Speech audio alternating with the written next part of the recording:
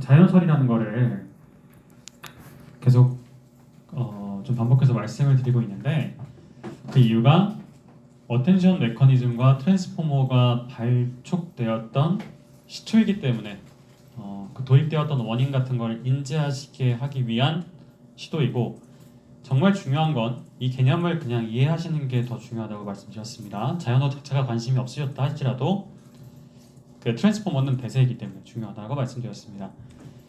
어, 오른쪽엔 제가 그 링크를 마련해 놨습니다. 열린 게시판에 가보시면 링크가 있고요. 그 링크가 무엇이냐?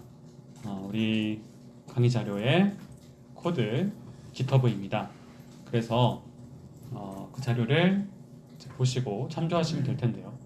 제가 강조하고 있는 파트는 트랜스포머 파트, 버트 파트, 그런 다음에 GPT까지 연계되는 이쪽 지역입니다. 그래서 오늘은 우선은 이렇게 어텐션부터 다시 말씀을 드릴 건데 결국에는 코드를 우리가 다루기 위해서 이 얘기를 하고 있다라는 것을 인지해 주세요. 그래서 어텐션 메커니즘이다 이렇게 말을 했어요. 근데 어텐션이 뭐지 하고 지금도 만약에 아무 감이 없으시다 그러면 오늘 한 번 더 들어보겠습니다. 제가 이거 반복하는 이유는 그만큼 중요하기 때문에 일부러 시간을 빼놓은 거고 여러분이 만약에 필드 가시면 꼭 들으실 만한 내용이어서 그렇습니다. 자, 어텐션이란 말을 우리나라 말로 하면은 집중이죠. 그러면은 어떤 것에 집중해야 될까요? 라고 하는 그런 문제일 텐데 그 집중하는 정도를 알기 위해서 사용했던 수학적 함수는 뭐였냐면 내적이었습니다. 그래서 이렇게 매트리스 차원에서 봤을 때는 그냥 합성 곱에 해당하겠죠. 그러니까 매트리스 곱에 해당하겠죠. 행렬 곱에 해당할 텐데 이 어텐션 메커니즘 처음 나오게 됐던 걸 생각해 보면 저번에 제가 말씀드린 것처럼 예를 들어서 영어가 있고 한국말이 있을 때 영어 로봇이 있고 한국어 로봇이 있는 거예요. 그래서 영어 로봇을 만드는 거를 인코더라고 부르고 한국어 로봇을 만드는 거를 디코더라고 부르겠습니다. 저번에는 프랑스였는데 헷갈리실까봐. 그러면 나는 너를 좋아해 이런 거라고 해보겠습니다. 그러면 나는 너를 좋아해 이런 거가 어떻게 보면 이제 순차적 개념이죠. 그러다 보니까 원래는 RNN을 썼었습니다. 그래서 나는 너를 좋아해 각각에 대해서 RNN이 인지를 시켜갖고 나는이 나오면 그 다음에 너를이 나와야 되고 너를이 나왔으니까 좋아해가 나와야 됩니다. 라는 식으로 기록이 되길 바라서 RNN을 썼었어요. 근데 방금 말씀드렸죠. 그 위치 정보를 굳이 딥러닝을 할 필요가 있냐? 그냥 위치만 기록해 놓으면 되는 거 아니야? 라고 해서 포지셔널 인코딩이라는 개념이 나온 거예요. 그래서 위치 정보만 주면 돼 라고 해서 그렇게 했던 것이 있습니다. 그런데 그 개념은 잠시만요.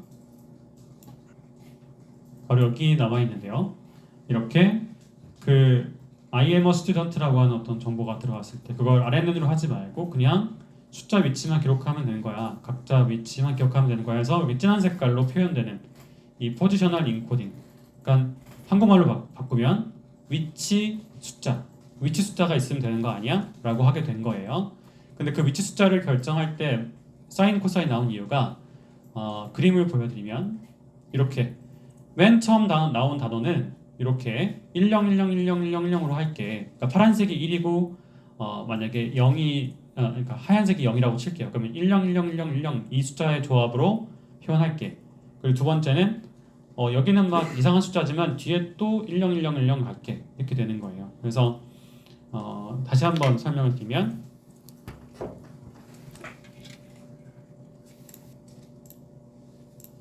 맨 처음 숫자 맨 처음 말했던 i에 대해서 i를 내가 숫자로 표현하고 싶었어요. 그러니까 맨 처음에 있었으니까 이거를 나는 뭐 10101010 이렇게 표현할 거야 라고 할 수 있겠죠. 근데 두 번째 숫자는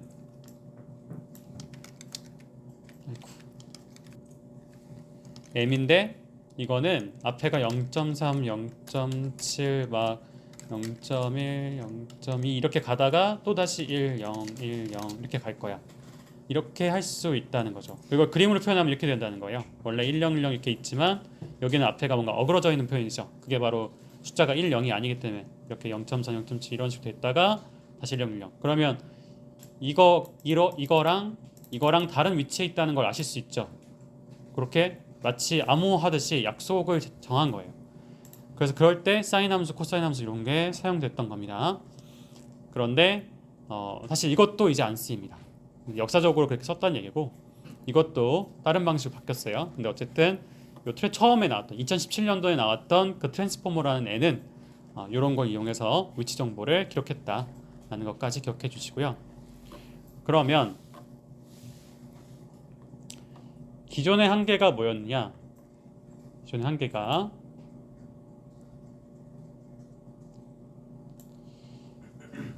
인코더 디코더 구조로 되어져 있는 거는 동일한데 이 시크 투 시크라는 녀석은 중간에 하나의 벡터 표현으로 압축을 했다가 다시 그거를 한국어 모델이 받아가는 거예요. 그러니까 영어 모델이 있었는데 걔가 한국어 모델이랑 소통을 해야 되는데 그 한국어 모델과 영어 모델이 소통하는 방식은 숫자잖아요. 로버트니까 둘 다. 그래서 한국어 로버트가 숫자로 얘기하는 거가 매우 짧아요. 한정적이에요. 그러니까 우리가 하고 싶은 그 수만 뭐 네이버 리뷰라던가 엄청 긴 말이 들어오면 그게 압축되다 보니까 정보 소실이 생겨버리는 거예요. 정보가 날아가 버리는 거예요. 그러니까 이 중간에 컨텍스트 벡터라고 하는 거를 이렇게 제한하지 말고 그래서 좀 다른 방식으로 해보자 라고 하는 게 트랜스포머가 나오게 된 방식인 거고요. 그래서 모델의 그런 디멘전이라고 한다면 이렇게 512라고 되어져 있습니다. 이 차원을 유지하게 되어 있는데요. 나머지 파라미터들이 있는데 이거는 이제 앞으로 가면서 차근차근 말씀을 드릴게요. 어텐션이라고 하는 거는 기본적으로 왜 필요했느냐? 내가 얻고 싶은 정보가 있는데 그 정보를 이제 여기서는 쿼리라고 불러요. 퀘스천 할 때 그 Q랑 똑같아요. 그래서 쿼리라고 하는 걸 던집니다. 그래서 물어봐요. 자, 너 내가 갖고 있는 정보랑 비슷한 거 뭐 없어? 라고 던져보면서 그것을 막 체크하죠. 그래서 이제 키와 비교를 막 해서 얼마나 비슷해? 라고 밸류가 나오게 돼요. 그래서 쿼리 키 밸류 이 관계가 있는 건데 이렇게 생겼어요. 그럼 밸류가 나온다는 얘기죠. 그게 바로 뭐다? 어텐션 밸류다라는 건데 그러니까 쉽게 해서 이렇게 생각하면 좋아요. M이란 말이 있습니다. 그러니까 나는 할 때 I냐, M이냐, 아니면 스튜던트냐 이런 식으로 그 대상과 내적을 해보게 되는 거예요. 관찰을 할 때 내적이라는 걸 해본다는 거예요. 둘이 곱해보면 어떤 값이 있다 없다는 걸 알 수 있다고 말씀드렸잖아요. 그게 다시 한번 말씀드리면 2랑 100이랑 곱하면 100이 2개 있다는 뜻이고 2가 100개 있다는 뜻인 거니까 곱해보면 알아요. 서로가 어떤 영향이 있는지. 마찬가지인 거예요. 여기서도 내적을 해보면 이렇게 알 수 있게 되는 거예요. 이게 지금은 수수라고 되어 있는데 이걸 한글로 말해보면 는에 해당하니까 는을 딱 입력으로 받았을 때 그러면 이건 영어의 M에 가깝니 아니면 스튜던트에 가깝니 이런 식으로 이 정보량을 계산해 보는 게 내적인 거고 그거를 표현하는 방식이 어텐션 스코어가 처음에 나오게 된 거죠. 이렇게 내적을 하고 그러면 이렇게 모양이 나오죠. 이렇게 막대 그래프처럼 이렇게 나왔는데 요것들이 이제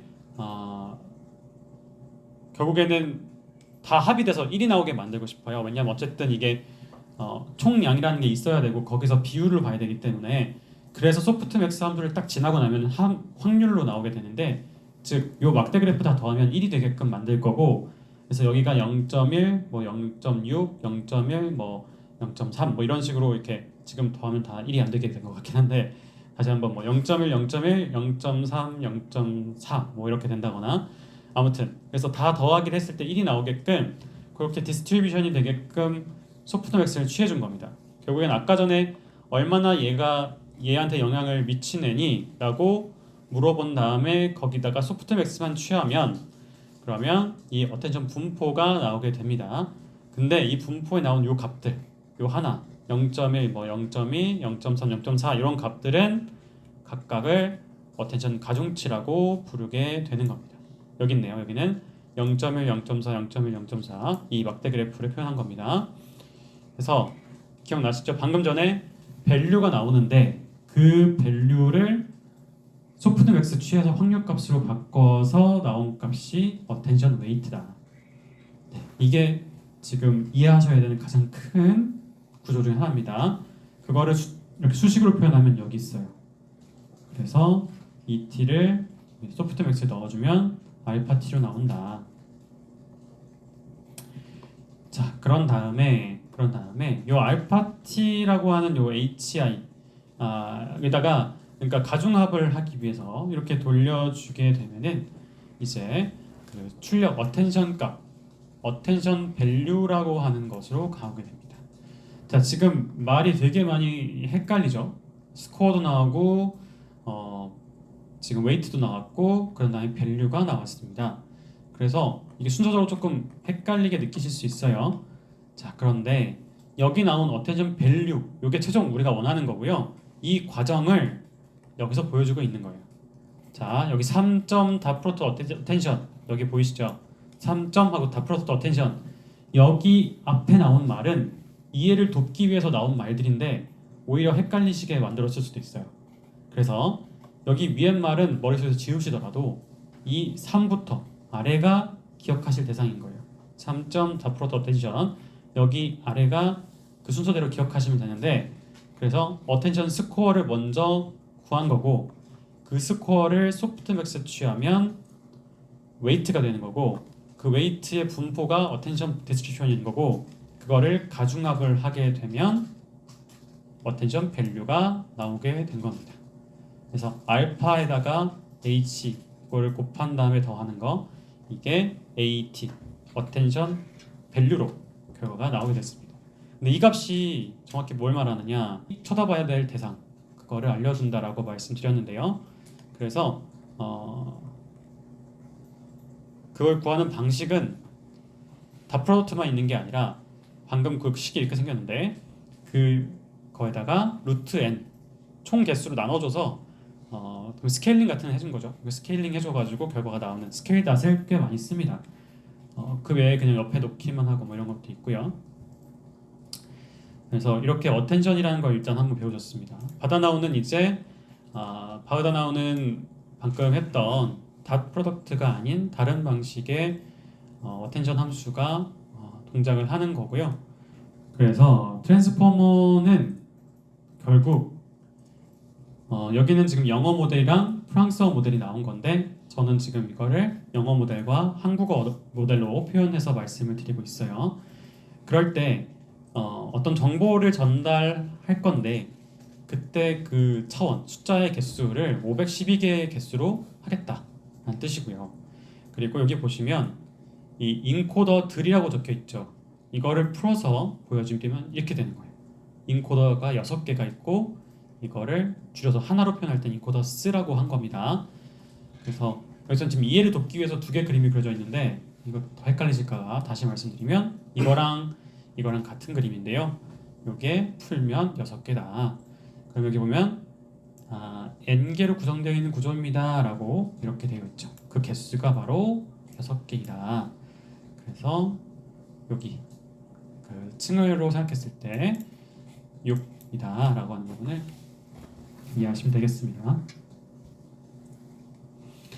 자, 그러면 이 인코더스 이거 묶어서 생각할게요. 묶어서 봤을 때 얘는 그러면 뭘 하는 걸까요? 당연히 영어로 훈련이 되겠죠.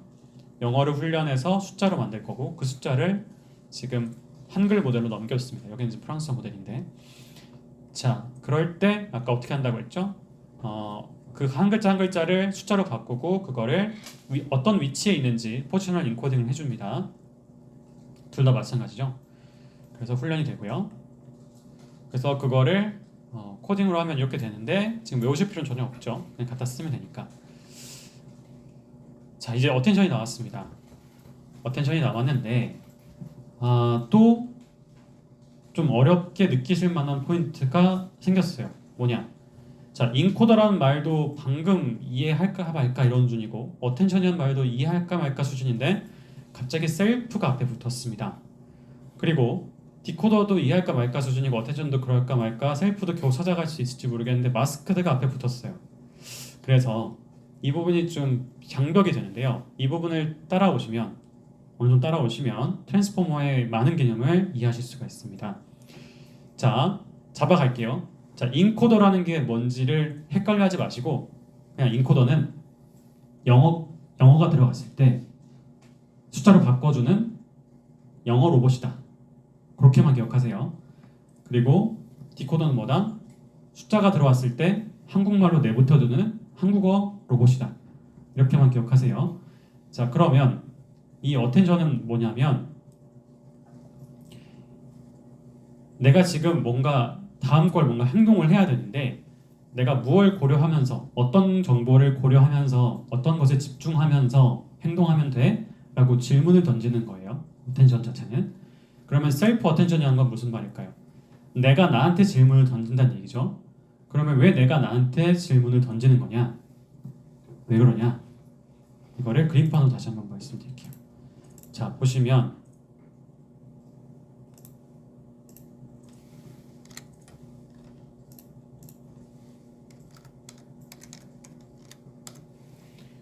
자, 이렇게 I am a student 이렇게 들어와 있어요. 그럼 우리는 알죠. 영어 공부했으니까 I랑 M이 어떤 관계에 있고 I가 주어고 M은 어떻게 보면 그 비동사에 해당하는 거니까 I가 어떻게 존재한다 이런 걸 알려주는 애다.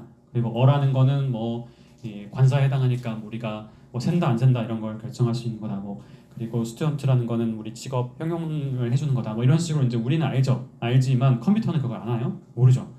그러니까 I'm a student라는 걸 입력으로 줘도 얘는 이들 간의 관계를 전혀 모릅니다. 그냥 숫자에 불과해요. 101010이고 0.4, 0.7, 0.1, 0.21 뿐인 거예요. 그러면 이들의 관계를 알고 싶어서 바로 셀프 어텐션이라는 걸 하게 돼요. 즉 I랑 M이랑 곱해보고 M이랑 어랑 곱해보고 I랑 어랑 곱해보고 I랑 스튜던트랑 곱해보고 이렇게 서로 곱하기를 해보는 거예요. 그럼 곱하기를 하다 보면은 그러고 보니까 I랑 M이 어떤 밀접한 관계가 있네. 스튜던트랑 어랑 되게 밀접한 관계가 있네. 그리고 M이 나올 때 스튜던트가 잘 나오네. 약간 이런 관계성을 알고 싶어서 이렇게 화살표 그려준 거예요. 자, 아까는 이게 뭔 그림가 싶었지만 이 화살표가 뭔 말인지 알겠죠? 곱하기를 해본다는 얘기예요. 그래서 내적이죠. 내적 곱을 해봐서 이렇게 곱하기를 해보면 이들 간의 관계를 알게 된다. 자, 그러면 디코더도 마찬가지겠죠. 디코더도 스스로 막 해보겠죠. 근데 마스크가 나와 있어요. 그래서 요거는 맨 마지막에 말씀드릴게요.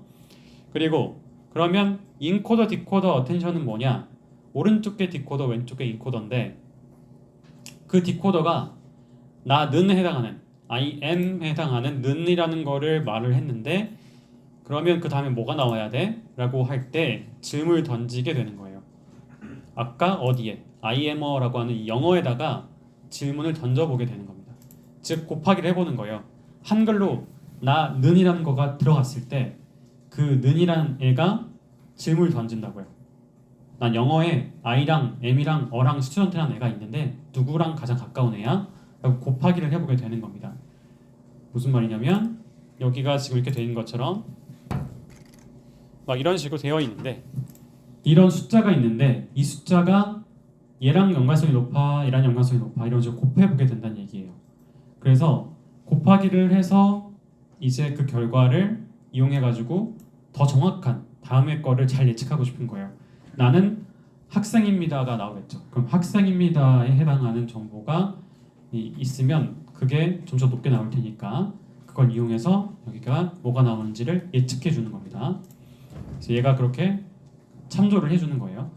자, 그러면 이제 마지막으로 이 셀프 어텐션이긴 한데 디코더가 셀프 어텐션 하는 거긴 한데 마스크가 되어 있습니다. 왜 그러냐? 여기를 한번 보실게요. 얘가 나랑 는이라는 애가 있을 때 우리는 알죠. 나 다음에 는이 나와야 되는 거 알죠. 근데 외국 사람들은 어때요? 나 다음에 는이 나오는지 모르죠.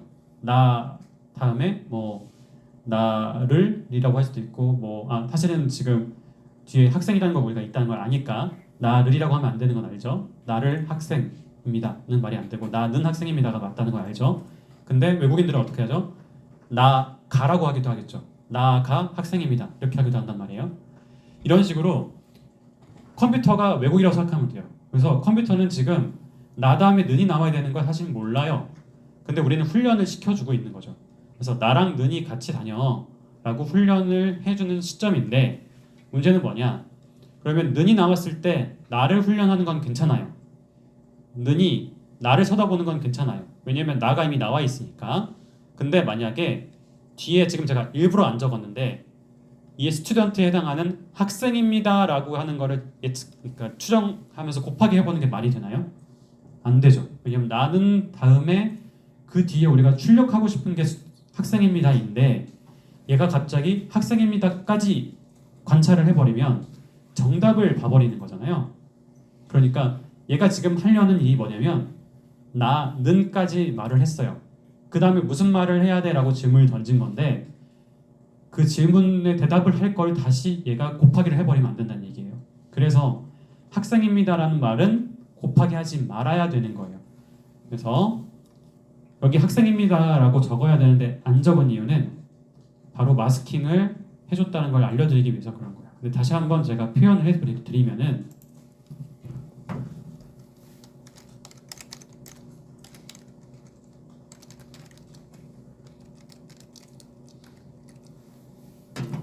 이렇게 나는 학생이라는 것까지가 데이터가 있어요. 이미 데이터는 있는데 우리가 이제 예측을 할 때는 말이 안 되는 거니까 왼쪽보다 오른쪽 거를 그러니까 추정을 할 때 학생을 추정을 할 때 는 다음에 얘를 쳐다보는 게 말이 안 되니까 그럴 때는 여기다가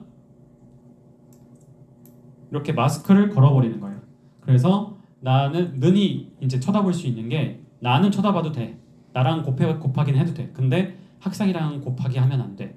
이건 정답이니까 정답은 쳐다보지 마라고 하는 게 바로 마스크드인 겁니다. 그러면 이렇게 네모칸에 쳐서 막아주는 건 어떻게 하나요? 0으로 만들면 돼요. 곱하면 0이랑 곱하면 0 돼버리잖아요. 그래서 거기 마스킹을 제로로 그냥 해버리면 되는 겁니다. 그래서 아까 보셨을 때는 이 그림도 뭔지 몰랐고 이 마스크드 디코더 셀프 어텐션 이게 뭔 말인지 몰랐을 텐데 하나씩 이해를 해가면 내가 그 어두운 안개 속에서 맵을 밝혀가듯이 알아가실 수 있습니다. 자, 그래서 요게 지금 요 그림을 내부까지 보여드리고 있는 거예요. 제가 친절하게 알려드릴 테니까 이해 한번 해봅시다. 우리가 순방향 네트워크라고 뇌신경망을 얘기할 때 그러니까 뭘 말하는 거냐면 이렇게 한 다음에 막 이렇게 선 연결하잖아요. 이렇게 막 연결하고 이렇게 연결하고 이렇게 해서 막 이렇게 가는 요게 이제 뭐 출력이다. 적어볼게요.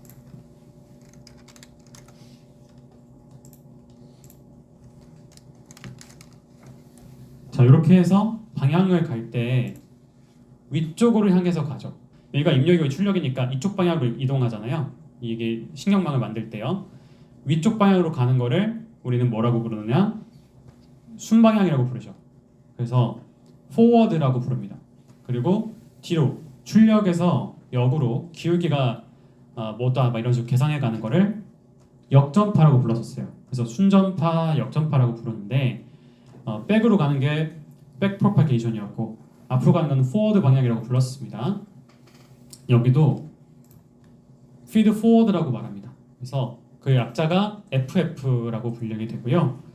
뒤에 N은 되게 쉬운 말, 그냥 신경망이라는 뜻이고 뉴럴 네트워크라는 뜻이니까. 그래서 이 feed forward라는 말이 뒤쪽에 나오긴 하는데, 네, 여기 보면은 fully connected FFNN이 사용되고 있습니다. 그러니까 그냥 우리가 알고 있는 WX 플러스 B 그 형태로 그냥 두 번 진행이 되는 거예요. 이렇게 봐서 XW 플러스 B 요거 한 번 하고 그냥 렐루 한 번 거치고 맥스를 뭐 이렇게 해서 렐루로 지금 한 번 코드를 짠 거예요.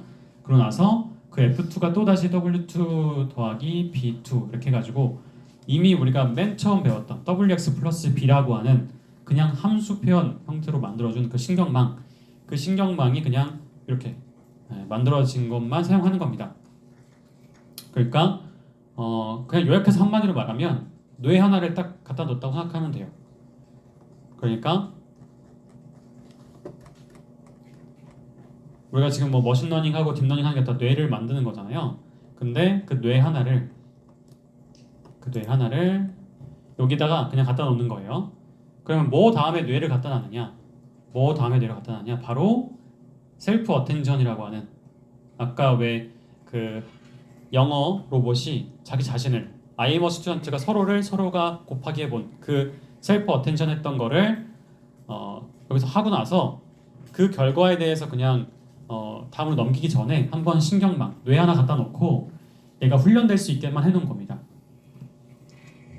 그 뒤에는 디코더 차원인 거예요. 디코더. 그러니까 그 한국어를 말할 수 있는 그 로봇, 한국어 로봇이 자기 자신을 보고 있습니다. 셀프 어텐션. 근데 아까 마스크드 왜 썼다고 했죠? 뒤에 거를 미리 예상해서 맞추면 안 되기 때문에 마스크드가 들어가 있을 뿐인 거예요. 그리고 그 위에 있던 게 뭐다? 그냥 어텐션. 원래 맨 처음 나왔던 그거. 한국말에서 느느이라는 걸 보고 싶은데 I를 봐야 되니 M을 봐야 되니 했던 그 아까 맨 처음에 나왔던 그 어텐션이 여기에 적용되는 겁니다. 그래서 다시 한번 정리하면 영어 로봇이 자기 자신을 보는 거, 한글 로봇이 자기 자신을 보는 거, 그리고 한글 로봇이 영어를 참조하는 거, 이렇게 세 가지 나눠지는 거예요. 근데 그러면 여기 멀티헤드라고 돼 있는데 이거는 왜 말씀 안 해주시나요? 멀티헤드는 뭐냐면 그냥 병렬을 얘기합니다. 딴 거 없고요. 그냥 병렬에 해당합니다. 이게 이미지에서는 뭐라고 부르냐면 배치라고 많이 부르는 그것과 굉장히 유사합니다. 배치 기억나시죠? 그래서 그림을 몇 개씩 넘겨야만 얘가 동작을 제대로 할 수 있는지의 문제인 건데, 그러니까 컴퓨터가 예를 들면 그림을 32개까지만 컨트롤 가능해요. 그럼 32개 나눠서 가는 거고, 그럼 여기는 몇 개만 가능하길래 그렇게 했을까요? 여기는 몇 개까지 가능했냐면 바로 512를 다 넘기지 못해서 8개를 나눴어요. 그래가지고 나눠보시면 숫자 나오죠. 8, 6 해서 48이니까 그래서 60, 8, 4, 32 아마도 64개 정도, 64개까지만 되니까 그렇게 분할해서 진행을 한 겁니다. 그게 어디 나오냐면은 바로 여기 나오게 됩니다. 그래서 원래 있던 그 말들을 다 넘기면 너무 고생스러워서 그거를 8개로 쪼개서 이 해즈가 8개 있다고 해가지고 0부터 7까지겠죠. 나눠가지고 넘기게 됩니다. 그래서 사실은 멀티헤드가 제일 쉬운 거긴 해요. 왜냐면 그냥 나눠버린 것밖에 안 되니까. 근데 이제 제가 사실 어저께도 강의하다가 알게 된 건데 요 그림 틀렸어요. 요 그림 제가 지금 마우스 움직이고 있습니다. 요 그림 어디 틀렸는지 기억해 두세요. 요 그림 틀렸는데 어디가 틀렸는지 기억해 두세요. 숫자가 아까 제가 그랬죠. 8개라고 했어요. 근데 숫자가 0으로 시작하는데 8로 끝납니다. 뭐가 틀렸습니다. 체크하세요.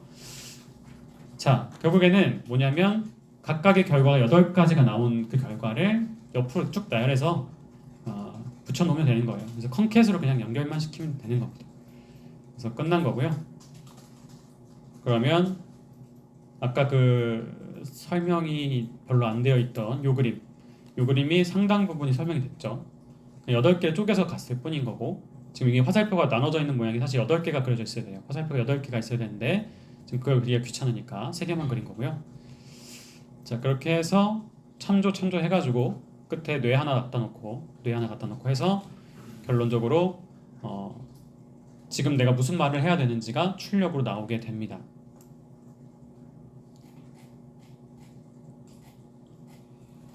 자, 그런 코드 설명이 쭉 나와 있고요. 여기서 또 보면은 마스크라는 방법이 여기 있습니다. 패딩 마스크 이렇게 돼 있죠. 그래서 마스크에다가 이렇게 아주 작은 음수값을 곱해가지고 더해주게 된다라고 했습니다. 아까 0이라고 했지만 사실 0을 곱하면 안 되죠. 그래가지고 아주 작은 음수값을 곱해서 그렇게 진행을 하게 됩니다. 로지스다가 마스크 곱하기 마이너스 1에 그러니까 0.0000009겠죠. 그걸 곱해줘가지고 이렇게 생기게 됩니다. 그래서 굉장히 작은 음수값이기 때문에 만약에 색깔로 표현하면 이게 검은색에 가까운 색깔로 이렇게 패딩이 돼서 이 뒤에 말은 신경 쓰지 못하도록 이렇게 진행이 되는 겁니다. 그래서 그런 거를 만들 때 이렇게 TF에 보면은 캐스트라고 해가지고 이런 거 만들어줘 라고 할 수가 있고요. 그래가지고 그거를 이렇게 마스크로서 사용할 수 있더라, 뭐 그런 내용이었습니다.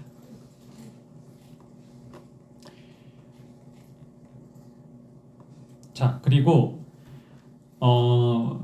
이렇게 달려온 것 중에서 제가 설명을 많이 안 했는데 굉장히 생각보다 쉬운 부분이 어디냐면 바로 여기입니다. 하얀색 부분이에요. add and nom이라고 되어 있습니다. 이게 설명 읽으시면 굉장히 쉬운 건데요. 무슨 말이냐?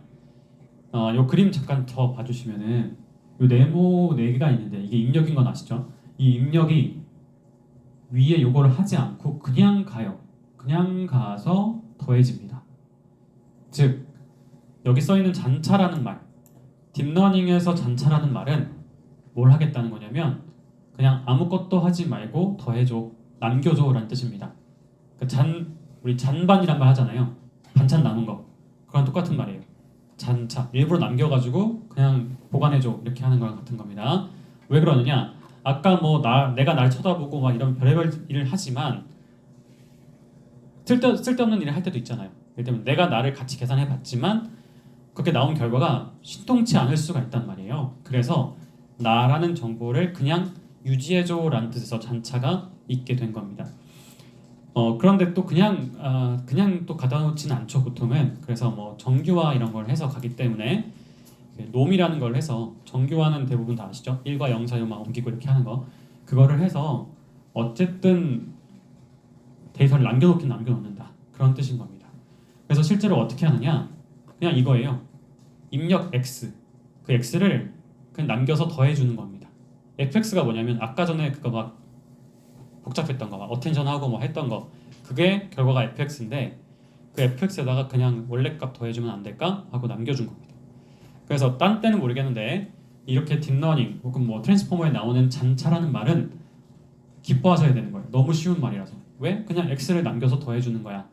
이렇게 잔차라는 말에 어렵게 생각하지 마시고 남긴 반찬, 그거를 그냥 남겨서 더해줘, 이렇게 기억하세요. 그래서 만약에 지금 했던 게 멀티헤드 어텐션, 그러니까 디코더가 인코더한테, 그러니까 다시 한번 한글 로봇이 영어 로봇의 입력을 체크했을 때, 그 값을 체크했을 때 멀티헤드 어텐션이라는 말이 붙었을 텐데 그 결과에다가 그냥 입력 그대로를 같이 유지해줘 라고 하게 된 겁니다.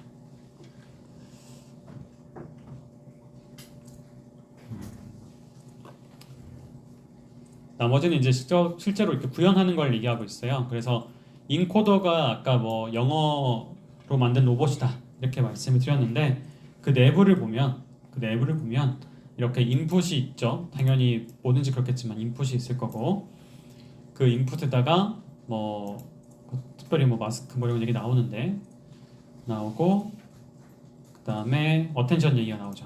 어텐션 얘기 나오고, 끝쪽에 피드 포워드 신경만 나오고, 중간중간에 너무 이게 오버피팅 되지 않도록 드롭아웃 같은 거 해서 좀 버려주는 그런 걸 하게 되고, 그 다음에 노멀라이제이션 해주는 것도 있고요.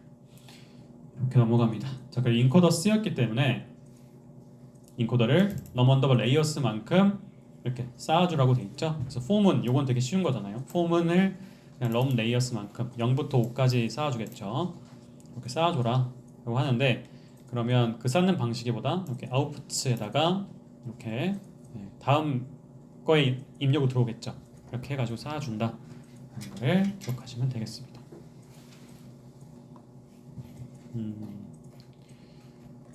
네, 아무튼 이런 것들이 쭉 진행이 돼서 결국에는 그 아까 전에 보여드렸던 그 코드가 되는 거예요. 자, 그런 거를 다 묶어서 지금 트랜스포머라고 하는 이름을 붙이게 된 겁니다. 트랜스포머가 여기에는 인코더랑 디코더랑 그리고 이렇게 서로를 쳐다보는 그런 것들을 하는 마스크, 그런 게 있습니다.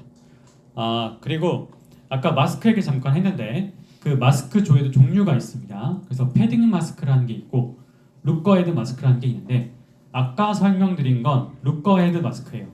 룩어헤드가 무슨 뜻이냐면 어헤드가 앞에라는 뜻이거든요. 그래서 이게 미래잖아요. 그래서 미래를 쳐다본다. 룩이라는 게 진짜 우리가 알고 있는 그 룩이에요. 그래서 이 미래를 쳐다보는 그걸 막는 마스크, 룩어헤드 마스크는 이걸 말하는 거고요. 나머지 패딩 마스크는 이것과 구별됩니다. 그래서 그 마스크의 용도는 또 따로 필요할 때 공부하시면 되고요. 자, 그래서 인코더의 출력, 그 디코더의 출력, 그리고 단어 예측을 위한 출력 이렇게 마무리가 되어져 갔습니다. 그래서 당연히 손실함수 있을 거고 정확도가 떨어지면 훈련을 다시 하겠죠. 그래서 그런 거를 이용하게 되고 뭐 학습률 조절하는 거는 이렇게 스케줄로 만들어서 정리를 하고 있습니다. 그래서 뭐 이렇게 높였다가 이렇게 내렸나 봐요. 자, 그래서 그런 게 여기 NLP 튜토리얼에 있고요. 그 중에 16장에 해당하는 거라서 이렇게 열어볼 수가 있습니다. 여러분도 다운 받으신 다음에 여기다가 이렇게 콜앱에다가 업로드 하셔가지고 열어보시면 좋을 것 같아요. 이게 다이너 처리 쪽의 특징인데요. 물론 굉장히 많은 발전을 해와서 그런 것도 있지만 좀 이미지에 비해서 좀 민감한 라이브러리들이 되게 많아요. 즉 자꾸 사라지기도 하고 뭐 더 좋은 라이브러리가 나오면 업데이트도 되고 막 이러다 보니까 정상 동작하는 코드를 찾는 게 옛날에 좀 많이 어려웠어요. 그래도 요즘 많이 나아졌는데 좀 그런 경험이 있다 보니까 여기 보면 이렇게 써 있죠. 2021년 10월 8일까지는 정상 동작했던 거니까 잘 안 돼도 나보고 뭐라고 하지 말아주세요 라는 식으로 이렇게 적어 놓으시는 겁니다. 오죽하면 이랬겠어요. 그죠? 이미지 분류 쪽에서는 이런 일 거의 없거든요. 그래서 참 자이너 쪽이 쉽지는 않은데 다행히도 2021년 이후에는 좀 어느 정도 발전이 많이 이루어져서 그냥 가져다 쓰는 경우도 많이 생기고 있고요.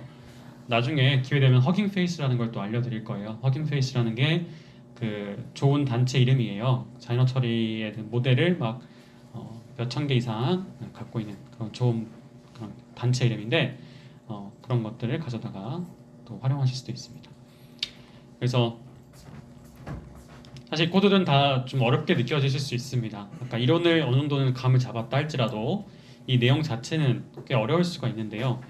어떻게 보면 이게 그 자습서의 끝판왕이다 이렇게 생각을 하시고 아주 일부만이라도 내가 이해할 수 있는 부분은 없을까 생각해 볼 수가 있겠죠. 예를 들면 밑에 보면 챗봇 구현 이렇게 하면서 이 아래쪽 코드는 어느 정도 이해할 수 있을 수도 있어요. 왜냐? 여기 보시면 URL retrieve라고 하는 코드는 URL 가져오는 거구나 라고 말 그대로 해석이 가능하잖아요. 가져오고 그런 다음에 그거를 리드 해옵니다. 그래서 트레인으로 받아오죠. 그래서 트레인을 한번 살펴봤더니 QA 형태의 데이터예요. 그래서 이런 질문을 던지면 이 심심이 같은 애들이 이렇게 대답을 하게 되는 거죠. 그리고 아마 레이블은 뭔가 그 기분 상태가 좋다 나쁘다 뭐 이런 뜻일 수도 있을 것 같은데 일단 여기서는 중요하지 않고요. 그래서 11,000개 정도 데이터가 있구나 하고 관찰이 가능했고 널이 없다는 것도 확인했고 그런 다음에 여기 부분이 이제 이 정규 표현식이라고 했던 레귤러 익스프레션이라는 게 여기 있습니다. 그래서 정규 표현식을 왜 한다고 했죠? 그 안에 들어가 있는 이상한 말들을 정제해주는 형태다. 내가 원하는 형태로 표현을 정교화해주는 거다. 그래서 표현을 정교화해서 받은 결과가 여기 있고 그거를 퀘스천에다가 넣어주게 됩니다. 그래서 퀘스천이라는 게 결국에는 입력으로 들어갈 거고 대답으로 ans가 나와야 되겠죠.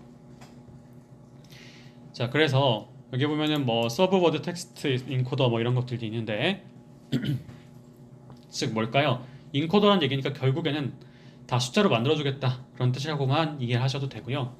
그런 다음에 시작 토큰과 종료 토큰 같은 거를 넣어준다. 전에 뭐 SOS, EOS 이렇게 말했던 거 그런 거를 넣어줄 수 있다. 그리고 내려갔을 때 결국엔 퀘스천이 뭔지 좀 체크를 한번 해본 거예요. 체크해봤더니 이렇게 정수 인코딩한 다음에 문장은 우리가 막 아까 12시 땡 했네요 이런 말이 이렇게 숫자로 바뀌어 있다는 거를 볼 수가 있습니다. 그런 다음에 여기 있네요. 가스비 비싼데 감기걸리겠어가 사실 이 숫자로 바뀌어져 있는 거예요. 컴퓨터가 이해할 수 있게끔 바뀌어져 있는 겁니다. 자, 그래서 각각이 이 5766이 가스로 됐고요. 611이 비로 됐고 뭐 이렇게 매칭이 되어져 있네요. 자, 그리고 맥스랭스를 40으로 설정한 다음에 이렇게 맥스랭스만큼 패드 시퀀시스 했었습니다.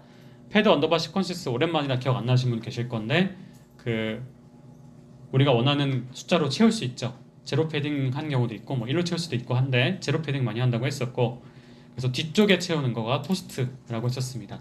그래서 만약에 나는 너를 좋아해 라는 말은 지금 나는 너를 좋아해가 7글자인데 40글자가 안 되니까 나머지 33자는 0으로 채워지게 되겠죠.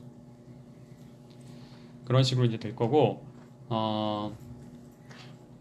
근데 방금은 지금 한 글자 한 글자를 말한 거고, 만약에 나는까지를 한꺼번에 묶어서 한 숫자로 바꿨다고 치면은 나는 너를 좋아해 딱 3개밖에 없잖아요. 그래서 나머지 37개가 다 0으로 채워졌을 확률도 있는 겁니다. 그래서 그거를 레터 바이로 했을지 워드 바이로 했을지는, 그러니까 한 글자 한 글자로 했을지 아니면 한 뭉텅이로 했을지는 그 토커나이즈 방법에 따라 달라지게 되고요. 그래서 지금 보면은 한 문텅이로 했기 때문에 이렇게 매우 짧게 한 6개 정도의 말만 있고 나머지는 다 0으로 채워져 있는 거를 볼 수가 있습니다. 자, 그렇게 해서 훈련을 했고요. 이렇게 했고, 여기 모델.핏이라는 걸로 진행하게 되는데, 그럼 모델이 뭘까요? 이 모델에 대해서 한번 역추적해 봅시다. 이 모델은 뭘까 하고 보면은 모델 컴파일은 이걸로 진행이 됐고요.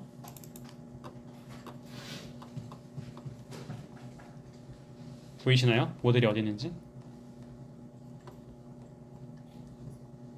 여기 있네요. 그죠? 모델이 뭐다? 트랜스포머다 라고 되어 있어요. 자, 트랜스포머에 괄호를 하고 이렇게 됐다는 건 트랜스포머 클래스가 있고 여기에 붕어빵 들어가 있는 팟 안고를 설정해 준 거죠. 그래서 트랜스포머가 어떻게 생겼는지 보러 가봅시다.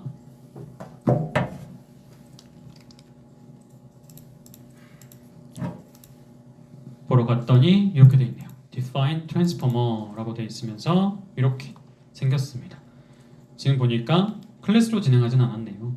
이렇게 define으로 해서 진행이 됐었고 함수로 만들어서 진행이 됐었고, 결국에는 여기 들어가 있는 인자들을 가지고 이렇게 진행을 했습니다. 오히려 여기 안에 있는 것이 지금 인스턴스로 진행이 됐어요. 그러니까 이쪽이 클래스고 이쪽이 인스턴스가 돼서 쭉쭉쭉쭉 따라 내려갔고요. 리턴을 해줬습니다. 리턴을 해줄 때 그 모델을 이렇게 인풋을 넣어서 보내줬기 때문에 사실은 클래스를 안 했지만 이게 클래스라서 결국에는 받은 값이 인스턴스가 될 수밖에 없네요. 그래가지고 이렇게 받아온 모델이 지금 아래 fit을 통해서 훈련이 됐고요.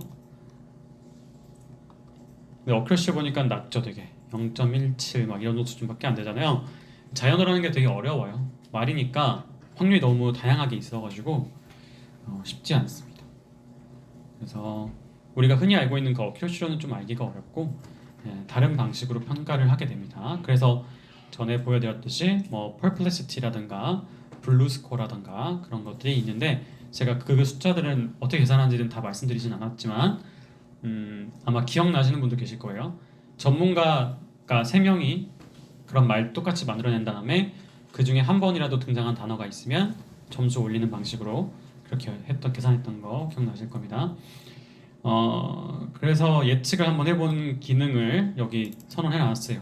define predict라고 하고서 선언했습니다. 그렇게 한 다음에 나온 게 뭐냐면 예측된 문장이 출력으로 나오게 됐습니다. 그러니까 영화 볼래라고 질문을 던지면 그 predict라는 함수는 일로 가서 evaluate라는 걸 해가지고 나온 결과를 쭉쭉쭉 해서 predicted sentence라는 결과로 내보내준다라는 건데, 그러면 evaluate sentence가 뭐냐면 그 sentence는 아까 전에 그 문장이고 evaluate이 바로 위에 있는 요 함수입니다. 그래서 이 evaluate 평가하는 그 방식이 뭐냐면 preprocess underbar sentences를 통해서 나온 결과를 이렇게 쭉 예측하도록 시키게 돼요. 그래서 predictions라고 하는 게 모델을 통해서 나온 결과고요. 그래서 그 나온 결과들을 이용해 가지고 예측을 해보게 되는 겁니다. 그래서 결국에는 인풋이 영어 본래가 들어갔을 때 아웃풋이 최신 영어가 좋을 것 같아요. 이런 식으로 대답이 나오게 되는 겁니다. 그래서 딥러닝 단어 처리를 잘하고 싶어 다른 사람들이 원하는 거라서 내가 되게 어렵다. 이상한 말을 하고 있네요. 그렇지 않아요? 우리 잘할 수 있습니다. 자, 그래서 오늘 여기까지 좀 쉼없이 많이 달려왔는데 이렇게 여러분한테 자료를 드린 거예요. 그래서 여러분이 혹시나 자연어 쪽에서 뭔가 능력을 발휘하고 싶으실 때 혹은 챗봇을 만들어 보고 싶을 때 이럴 때 일로 와서 활용을 잘 해보시라고 그 자료를 제공드렸습니다. 네, 오늘 고생 많으셨습니다. 조심히 들어가세요.